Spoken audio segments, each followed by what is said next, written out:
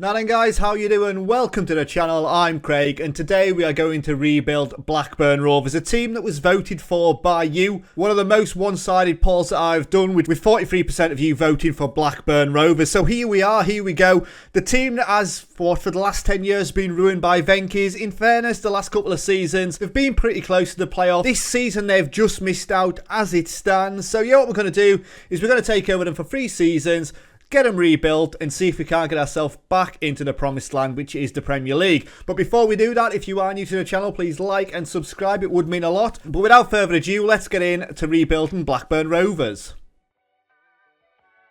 Right then guys, so here we are on the club info screen, and that media prediction I can see straight away is an 8th place finish, so they're expecting us just to fall short and land outside the playoffs again. When we look at the facilities, there's nothing that really stands out there. Training facilities 2.5 star is probably the highest, so we've got a lot of work to do in sorting out. It's unlikely that that's going to change over 3 seasons. However, we have got some good youth players that I am looking to promote to the senior squad. We do play at Ewood Park, which has got a capacity of just over 31,000. And then when we look at the history, obviously there is a Premier League trophy in there in 1995, but it hasn't been good for them in the last 20 years. They were relegated from the Premier League in 2012 and then relegated to League One in 2017, only to be promoted again the season after, thank goodness for that. And then this season, the 7th place finish, just missing out by goal difference. So yeah, the absolute heartbreak. When we look at the rest of the cups then, the last one, the FA Cup in 1928, the Carabao Cup in 2002, and the Community Shield back in 1912. So yeah, it's been a little bit of a barren spell, but hopefully over the next couple of seasons at least I can get them back into the Premier League, where we try to fight for survival. That is the plan anyway. I'd be disappointed if in 3 seasons I can't get us back,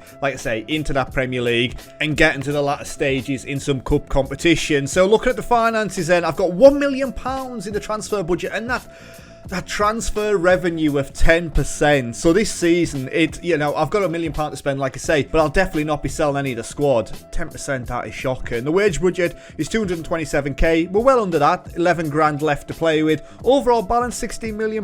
Debt and loans, we've got £163 million net debt. That would obviously suggest why we've only got 10% of transfer revenue being made available. But transfer debt is 6.4 million, but that is to us, so we are owed that in instalments from sales that we have previously completed. Looking at the competitions that we're in this season, we've got the Sky Bet Championship, the FA Cup and the Carabao Cup. Nothing extraordinary there. But what is the club's expectation when we look at it then? So the board want us to work within the wage budget, doesn't everybody? And the 5-year plan is to reach the Championship playoffs, to be competitive in the FA Cup and the Carabao Cup. I think that's fairly straightforward this season. And looking at the supporters then, it's to develop players using the club's youth system, forge a higher reputation than Burnley, finish above Preston in the league, and reach the Sky Bet Championship playoff. So again, obviously the aim is a top 6 finish this season. So how are we going to do that then? So the highest transfer value player at the club is Tyler Morton, who's on loan from Liverpool. So what has he done?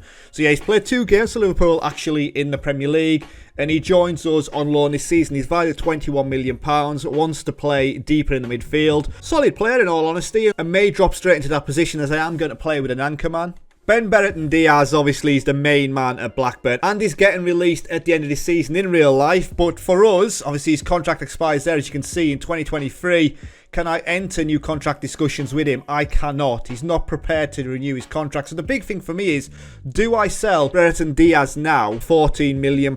So potentially that's what he's valued up to, and not get any of it really. Get 1.4 million. I'm not happy about that. Or do I just use him this season to get us into the Premier League and then let him go for nothing? Obviously the debt that we're in would suggest that we definitely need the money, and there's some interest here as Bournemouth, Leeds, Southampton and Lyon are all interested. However, like I say, I'm not quite sure yet. I'll see what is available in this transfer window. The highest earners at the club, I've got 4 players that are earning 15k per week. Sam Gallagher, Bradley Dack, Daniel Ayala and Thomas Kaminski, my goalkeeper, all earning 15k. Bradley Dack, he loves an injury, doesn't he? He's had plenty of time out. Fully fit as it stands now though, but wants to play behind a striker. I'll show you the tactic. That'll give you an idea of how I want to play. So naturally we're not a talented enough team to blow the opposition away, so I am going to go for a more defensive style of tactic. However, we are going to play a positive mentality and we're going to play a tick-attacker style. Now hopefully these players are good enough to do that. And this is apparently my best 11 with Kaminsky in goal, Pickering, Wharton, Hyam and Rankin Costello at the back, with Morton, Buckley and Travis in the midfield, Dolan and Thomas out wide, and then Barrett and Diaz up front. Now when we look at the development centre, I've got plenty of players that could fit straight in. So Jake Garrett is a 19-year-old hard-working midfielder, which in fairness from a development perspective, I am going to put him into the senior squad. He'll offer some competition in the midfield. And then Jack Vale, a 21-year-old striker. Now this might be the guy to replace Barrett and Diaz. It's not quite there yet though, a 21-year-old.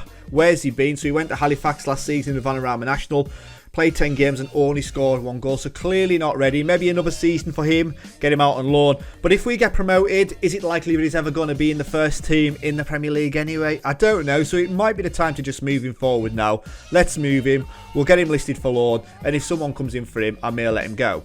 And then looking at the squad dynamics, team cohesion's poor, club atmosphere is good, and managerial support is average. I'm not too fussed about that. And when we look at players to support as nobody, 26 players have no real opinion of us, so fantastic. I've got no drama as soon as I've joined the club, so very happy about that. And then finally, I just want to have a look at what the actual expectation is this season. So looking at the season preview, like I say, a 9th place finish, 15-1 to win the league. You know, that's an outside chance to get promoted, I would say. We've got one player in the Media Dream 11, which is Brereton Diaz. With Wigan, Reading and Rotherham all expected to be relegated. Burnley and Watford then expected to go up in the automatic promotion positions. But I am happy with our chances. I need to really evaluate the squad between now and the summer transfer window. So that's what we're going to do. We're just going to move forward. Ideally not sell any players because there is no money going back into the kitty if I do that. But I am in the market for a couple of players.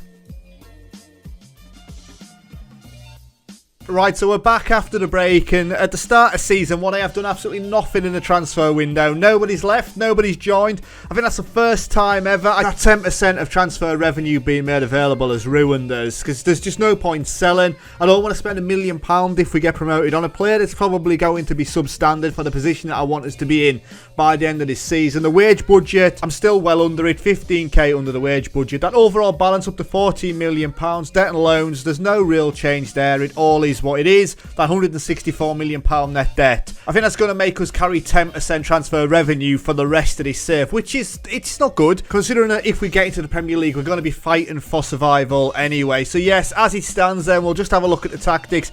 So the tactics are exactly the same. We're going to play 4-3-3, but obviously with a ball winner midfield instead of an anchor. So we got Kaminsky in goal, Pickering, Wharton, Hyam and Britton at the back, with Travis, Buckley and Morton in the midfield, Dolan and Thomas out wide, with Brereton Diaz up front. I'm going to give Brereton Diaz to the end of the season. He can leave on a free. Yes, we could do with the funds, but again, I'm not going to see them. And selfishly, if I'm not getting all the money, then I'm just not interested in a transfer. So yeah, that is how we're going to play. We're going to play a tiki-taka style on a positive mentality. I will keep an eye on it. I'll have a look again in January and see how we're getting on. But I genuinely believe that this tactic's the right way to go for the championship. I don't think playing a 4-2-4 attacking would work, as we don't have that squad depth and really the quality to just go all out attack and bulldoze teams out of the way. Competitions wise, exactly the same. Championship, FA Cup, Carabao Cup. I can't imagine anything's changed as far as the season preview goes. So a 9th place finish, 16-1. A little bit of movement there in the odds, but Burnley, Watford still favourites to go up. And now we've got no players in the Media Dream 11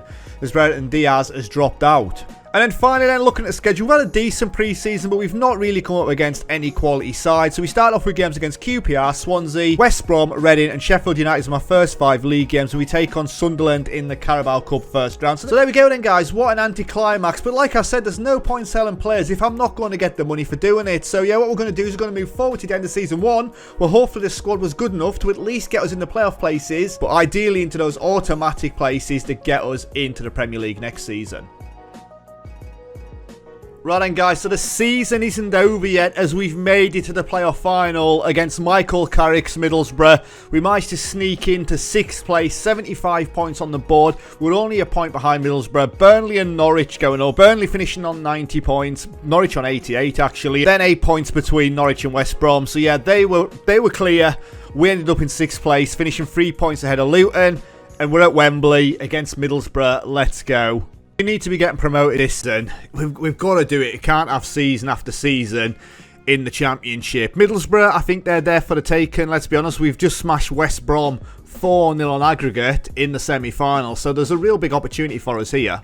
As the moment of truth, and we end up winning 2-1. There you go. They had a man sent off on 72 minutes. Tyrese Dolan gets an early goal for us on 5 minutes before Cameron Archer makes it level on 37. Bertrand Diaz misses a penalty on 63, but Ryan Hedges with the goal in 83 minutes that seals us for it, and we are back in the Premier League within my first season. As Buckley out to Bertrand Diaz, ball over the Hedges, and it's a quality finish straight into the bottom corner, and that's with 82 minutes gone. And that is it. 13 shots, 4 on target, 59% possession, and we are worthy winners. So looking at the league table, and like I say, Burnley and Norwich promoted, ourselves in 6th place, 46 games played, 19 wins, 18 draws in there, only 9 defeats all season, 54 goals scored, 38 conceded, plus 16 goal difference, 75 points.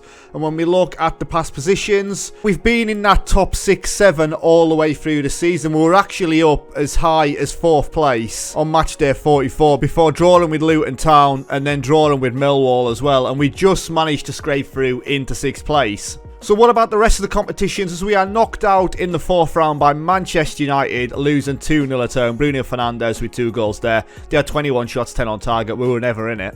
And then we were knocked out in the 4th round of the Carabao Cup, 2-1 against Everton. You know, let's have a look again. We were actually the better side in this one. Plenty of injuries though. 13 shots, 6 on target. 62% possession as Onana was sent off for a straight red on 76 minutes. But finances wise then, and this is the big thing, we've got £37 million to play with when we take the step up to the Premier League. There's a massive increase in the wage budget as well. It currently says we're spending 232k.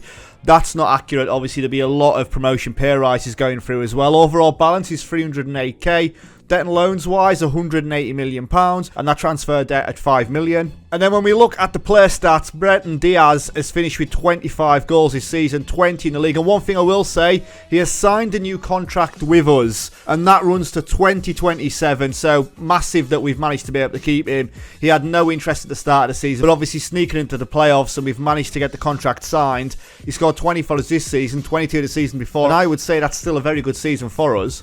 And that puts him a joint 4th with Teemu Pukki as well. But Ismail Assar finishes in top spot with 25 goals. Cameron Archer and Carlin Grant taken joint 2nd with 24. Highest of the rating was Thomas Kaminski with a 7.15. My goalkeeper there kind of tells you why we lost so few games. Most assists was Bradley Dack with 9. Best pass completion was Dominic Heim with 93%.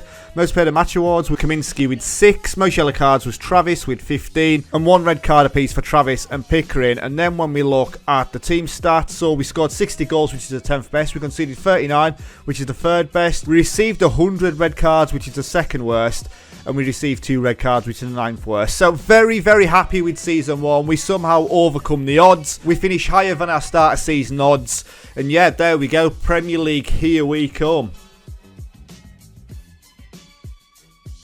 Right then guys, so it's the start of season 2 and this is going to be painful. As when you look at those teams in the Premier League, you know, we have got to be favourites to go down and we will have a look at that shortly. But first of all, looking at the finances, I have spent all the transfer budget and it's been so difficult. Given the fact that before the break we were only getting 10% of transfer revenue coming back into the club, 25% is now being made available, but that makes no difference. I can't sell any players to generate funds, so all I could do was spend what I had. That wage budget's 670k. I'm currently spending 12 grand under that. Overall balance 1.7 million. That net debt is 178 million pounds still. That transfer debt now down to 4.8 million. And no players have permanently left the club, so bringing players in. Chris Mepham joins as a 25-year-old Welshman with 41 caps, currently valued at 14.5 million. Centre back.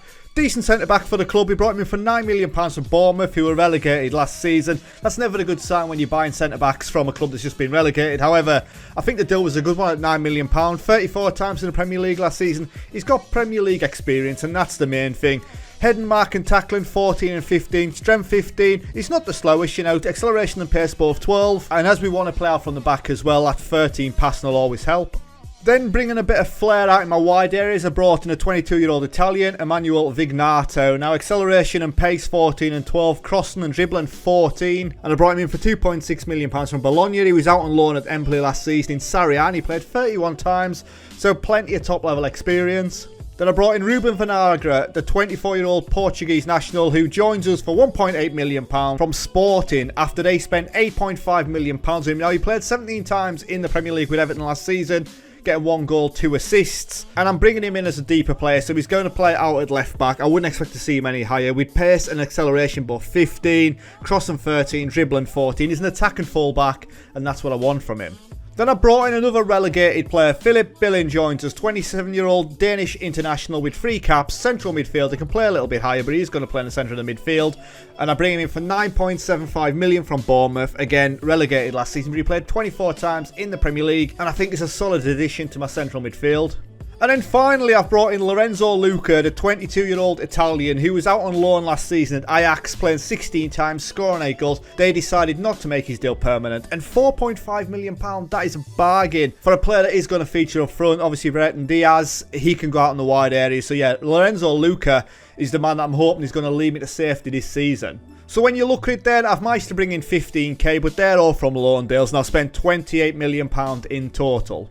And then my best 11 looks like this, with Kaminsky in goal, Pickering, Wharton, Mepham and Britton at the back, with Travis, Billing and Buckley in the midfield, Brereton Diaz and Dolan out wide, and Lorenzo Luca playing up front. Now I am still going to play with that tiki-taka. We are going to play a positive mentality. That may not be the way to go. We'll see how we get on. But it's all about survival, and I genuinely believe this tactic is the way to go. I don't think going anything more extreme than this. We could go 5 at the back or 3 in the midfield, but I just think this has got the right balance. And it was a tactic that got us to the Premier League, so I think we should persevere with it. So competitions wise then, we've got the Premier League, the FA Cup, the Carabao Cup. What is the expectation this season? That's the main thing. As we are favourites to get relegated, 800 to 1 to win the league. Ourselves, Norwich and Burnley favourites to go down. All 3 teams that were promoted last season. So yeah, it's a big ask. We're favourites to go down, but is it achievable for us to stay up? That's the main thing. And then when we look at the schedule, we start off with games against Spurs, Leeds, Everton, Crystal Palace and Fulham. There's games in there where we could have a chance. Leeds, maybe Everton, Crystal Palace, Fulham. There are chances. Then we come against Brentford. It's when we get to the likes of the bigger clubs, we just haven't got to get steamrolled. So yes, what we're going to do is we are going to move forward to the end of Season 1, where hopefully going into Season 3, we are still in the Premier League. So here we are then, guys, the end of Season 2, and we have survived by the skin of our teeth. 17th place with 35 points on the board. That's what separates us. 1 point. Certainly wasn't going to be goal differences. By the look of this, we've had a shocking season with minus 33 goal difference. However, not as bad as Burnley with minus 51. When we look at the league table then in more detail, you can see there 38 games played, 9 wins, 8 draws, 21 defeats this season, 41 goals scored, 74 conceded. Is that the worst? Apart from obviously Burnley with 81, minus 33 goal difference, 35 points on the board. We won 2 of our last 5 games, drawing 2 as well. So not a bad end to the season. Southampton winning their last game, it wasn't enough for them. Everton going down. Everton and Southampton will just have to pick their team apart. Obviously, we'll see what funds we get in a moment. But yeah, let's have a look at how we ended the season then. So the past positions, as you can see, we've actually ended up out of the relegation zone on the final game of the season, beating Fulham 2-1. So Southampton and Everton. So it's Everton who dropped down. Everton draw 0-0 with Liverpool the game before the end of the season, and then end up losing 2-0 to Southampton, a team that were already relegated anyway. So there you go. It's fantastic for us. Obviously, we've ended up getting out of there on the final game of the season. But yeah, going back and looking at that league table, against all odds, we were favourites to go down. We have survived, and it looks like I say on the final game of the season. So looking at the rest of the competitions then, clearly we weren't going to win anything. As the third round of the FA Cup, we were knocked out by Newcastle United. As you can see there, well and truly beaten, 3-0, 22 shots, 13 on target. We had 6 and 2.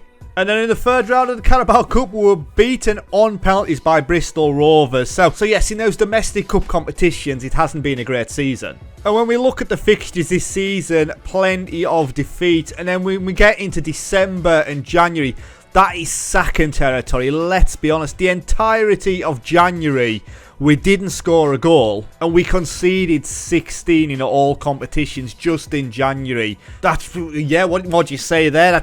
I'm surprised I kept my job. A 6-3 win over Tottenham, standard. There, you know, Spurs, they had 23 shots, 6 on target. We had 18 in 11. But yeah, bossing it there. But it's towards the back end of the season. Like I say, a draw with Norwich, a draw with Crystal Palace, a 3-1 victory over Everton, and a 2-1 victory over Fulham on the final game of the season gets it. And they missed a penalty on 16. It was late goals as well. We were actually 1-0 down before Lorenzo Luca on 78. And Tyrese Dolan with a goal in 86 minutes keeps us in the Premier League. So finances wise then, look at the state of this. £54 million being made available to us next season. And more importantly, we're now up to 40% of transfer revenue being made available. But here we go, we've got a total overall balance of £80 million. The funds are starting to look good. Net debt is now down to £101 million, and our transfer debt just down to £2.8 million. So for me, you know, when we go back to the summary and see that £54 million, I am going to spend every penny of it. Let's be under no illusion there. The money's there to be spent, and I need to spend some money for us to survive in the Premier League again next season. But with that in mind, who are my best players this season? And naturally, Lorenzo Luca getting 14 goals in the Premier League. That's not bad going in 37 games. He got 16 in all competitions, scoring 2 in the Cup. 4.5 million, that is money well spent. He's currently valued at £19 million now. He also had the highest average rating at 6.99. That is poor though. 6.99 is the highest average rating. We didn't get anybody breaking over 7. Most assist was Brereton Diaz and Vinagre with 5 apiece. Best pass completion was Dominic Hearn with 94%. Most player of the match awards was Lorenzo Luca with 5. Most yellow cards was Lewis Travis with 17 yellow cards this season. And most red cards was Travis and Philip Billing. And then when we look at the team stats, we scored 41 goals, which is the 4th worst. Conceded 74, which is the 2nd worst. We got 100 yellow cards, which is the worst. Red cards wise, we got 2, which is the 5th worst, and we had the 3rd worst average attendance. So it's not been a good season, has it, you know, on paper. However, the main thing is that we survived this season. That is it. So we get another season in the Premier League. It's going to be another battle, but I've got over £50 million to spend. So let's just get into spending that money. Right, so season 3 then, guys, and this one's going to be another battle. Now, we've done some good recruitment over this summer transfer window, but I don't know if it's going to be enough. Like I say, we spent some serious money, and when we look at the finances, 0 left in the transfer budget. That percentage of transfer revenue being made available is now 40%, which is massive, and that wage budget's now up to 944k. We're only spending 830, so there's a little bit of room for manoeuvre there. Overall balance is 48.5 million. Debt and loans wise, net debt is 129 million pounds. Now transfer debt is 7 million. So players leaving, and the first player to go was Thomas Kaminski. He has gone off to AC Milan, wanted to go. We brought him in for 400k, £7 million. Last season he conceded 74 goals in the Premier League, where we survived by the skin of our teeth. But yeah, AC Milan seen something in him and have taken him for 7 million. And then that was it for the outgoings. But joining us is Billy Gilmore, 23-year-old Scottish international, 24 Castle Scotland. He's going to come into play in the centre of the midfield. He did actually play for Chelsea, 500k they took him on for before going to Norwich on loan for £2 million. Brighton then spent £7.5 million on him. He played 24 times in the Premier League. Before they were relegated, he played 1 time in the Championship. And then we bought him for £7.5 million when he was transfer listed. Solid player. Technically, he doesn't actually look that good, but he's only 23 and there's plenty of time for him to develop. We then add some more youth to the squad as we bring in 23-year-old Brandon Williams, so he can play out at left and right back. And at acceleration 16 with pace 15, crossing and dribbling 12 apiece, and we bring him in on a free transfer from Manchester United, where he actually played 12 times in the Premier League last season. Then with Kaminski leaving, I brought in what I potentially is my number 1, Marek Rodak, 27-year-old Slovak with 20 caps. We brought him in for 900k from Fulham. He was actually second choice, so he's only played 1 time in the last 2 seasons. He may not be my number 1. I've brought in a younger player, but I think this other player is better. And that other player is the 18-year-old German Dennis Simon, so he joins us for £10 million from Stuttgart. He's played 3 times in the Bundesliga in their first team last season, but he's predominantly been in their B team, where he played 34 times, conceding 41 goals with 10 clean sheets. He's a towering goalkeeper at 6'4", very, very good, and he's only 18-year-old. Then I wanted to strengthen at centre-back. I've brought in a 20-year-old Belgian. He's got 16 caps for Belgian, Zino de Bast. Now that's heading, mark and tackling, 15 and 14. Acceleration and pace, 12 and 14. And then I brought him in for 17.5 million. I met his release clause. He's definitely valued at more than that. He's played 2 times this season for Anderlecht, but the season before he played 33 times, 4 goals, 3 assists. And he's now valued at the £70 million. And he's a wonder kid, so we've got our first wonder kid at the club. And then finally, somebody that was a wonder kid and his career has absolutely spiraled out of control. I've brought in Dele Alli, 28-year-old, 37 caps, 3 goals. Can he redeem himself? You know, this season, can he do it? Now, I've brought him in for 6.75 million. It's a big risk. It really is. He played 23 times in the Turkish Super League last season. He scored 7 goals. but the way I've gone tactically with the man behind the striker now, Dele Alli, I'm sure he can do a job for us. So tactically, this is how we're going to line up. So I've gone from having that defensive holding midfielder and gone for an attack and playmaker. So my best 11 as it stands is Seaman in goal, Vinagre, Meppen, De Bast and Williams at the back, with Billen and Gilmore in midfield, Brereton, Diaz, Ali and Dolan out wide, and Lorenzo Luca up front. We're going to play for a balanced mentality. That team is quality, let's be honest. That should be a good enough team for us to survive. So competitions wise then, the Premier League, the FA Cup, the Carabao Cup, and what is the expectation this season? So the season preview, we're 901 to get relegated again. So those players that I've brought in haven't really changed anything. And one thing that I have spotted is Zinedine Zidane is the manager of Chelsea. So there we go, I'll be going up against Zizou this season. And then schedule-wise, we start off with games against Leicester, Nottingham Forest, Leeds, West Ham and Manchester United. I'm quite happy with those first 4 games. You know, it gives me an opportunity to get a good start. If we lose all of those 5 games, though, we're going to be in trouble very early. So there we go then, guys. What we're going to do is we are going to move forward to the end of Season 3, where, fingers crossed, we survive for another season. So there we go then, guys, the end of Season 3, and as you can see, we have survived relegation. We've staved it off for the second season, 1 point clear. I don't know how we've done it, with Aston Villa, Nottingham Forest and Sheffield United all getting relegated. Sheffield United having an absolute shocker of a season, only picking up 16 points out of 38 games. That is incredibly poor. When we look at the league table, though, we finished 1 point clear of Aston Villa. Our form towards the back end of the season was pretty decent, winning 3 of our last 5 games. Aston Villa winning 2 out of our last 5. But yeah, 1 point clear with 38 games played, 10 wins, 6 draws, 22 defeats, 47 goals scored, 77 conceded, minus 30 goal difference. I think we finished on 36 last season, did we? So 35 points last season, so we finished 1 point better off this season. And when we look at the past positions, we have been flirting with relegation all season. It was only a couple of games before the end of the season that we're in 18th place, and then we end up with a 4-0 victory over Newcastle United, and that gets us out of the relegation places. Quite surprised to see Aston Villa go down, but then Everton went down the season before, so yeah, Aston Villa, they were down there for the majority of the season with us. We were basically fighting it out with them for that 18th place finish.